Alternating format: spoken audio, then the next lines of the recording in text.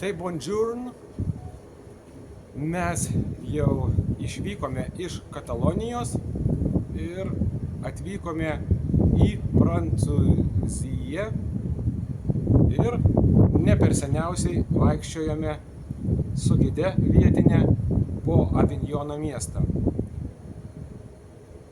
Kągi, verčiame dar vieną šios kelionės puslapį.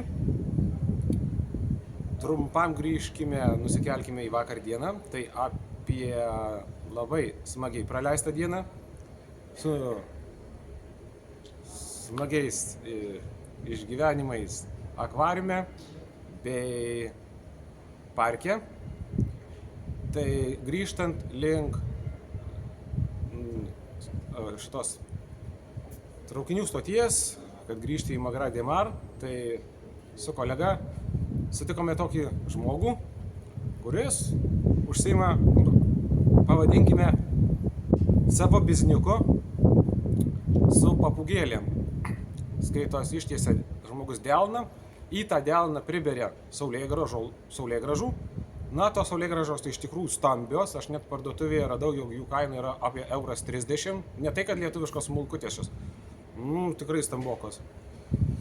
Ir žodžiu, už kiekvieną tai, kad ištiesia delną ir pripila saulėgrąžų, papūgėlės iš karto dresuotos, gali ir net dresuotos, sunku čia jau pasakyti, bet jos atskrenda į tą delną ir sukapoja. Tai aš irgi tą patį išbandžiau, tam žmogui padovanojau 1 €, visai, kaip sakant, man buvo toksai lengvas, smagus įspūdis.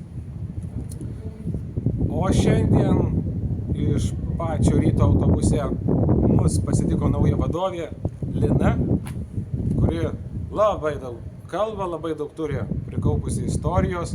Atrodo tokie gan jaunatviška, nors, sako, jau 20 metų dirba savo kėdės darbą. Tai va, tai štai.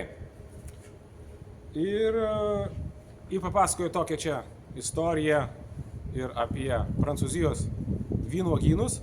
Iki šiol aš nelabai prisimenu, ar gidai gal ir pasakojo, bet kažkaip neužfiksuotai. Šį kartą tiksliai užsifiksavau.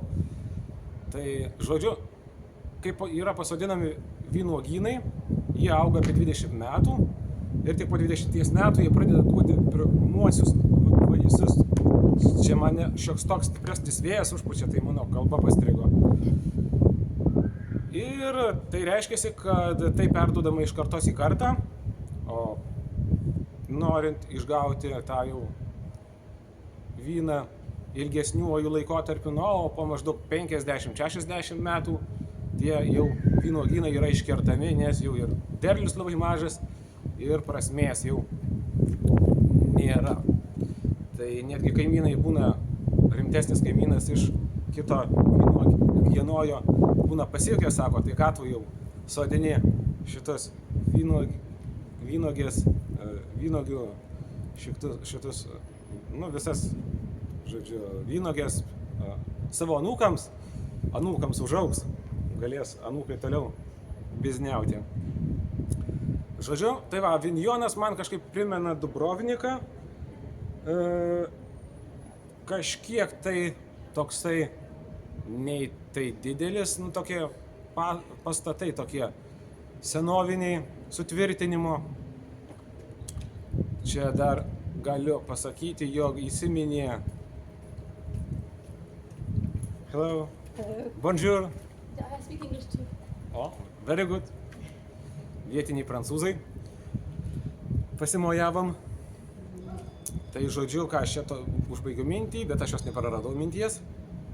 Tai apie Cibulskų šeimą, tiksliau vyrą ir moterį, apie moterį esu pasakojęs čia vienoje dalyje, kad jinai buvo pasimetusi, nepasimetusi, grįžo į autobusą vyrui nepranešusi.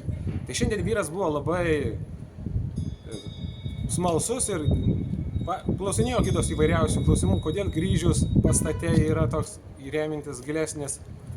Tai sako, tam, kad strėles galėtų vietiniai romėnai įstatyti, juk vykdavo karai. Ten dar klausimų buvo, ir moteriškė jau supykusi sako, taip kumščiais Cibulskui, sako, Cibulskai, ar tu baigsi, sako, greičiau eisim iš tos vietos, greičiau laisvas laikas ateis. Tai va. Na, aš čia dar praeidinėdamas, čia keletą ir tokių stop kadrų apturėjau, kur žmonės taip pat užsiiminėjantys versliuku, groja muziką ir tikisi, jog kažkas įmes vieną kitą pinigą.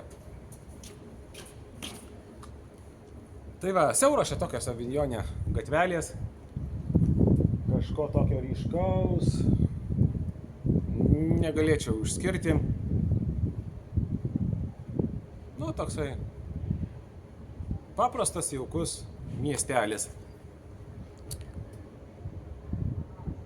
Tai ir būtų tokia štai informacija iš šiandienos reportažo. Judėsime toliau ant ratų. Dabar jau tik namo. Visi keliai veda į Lietuvą, į Dzūkijos kraštą, Alytų. Iki.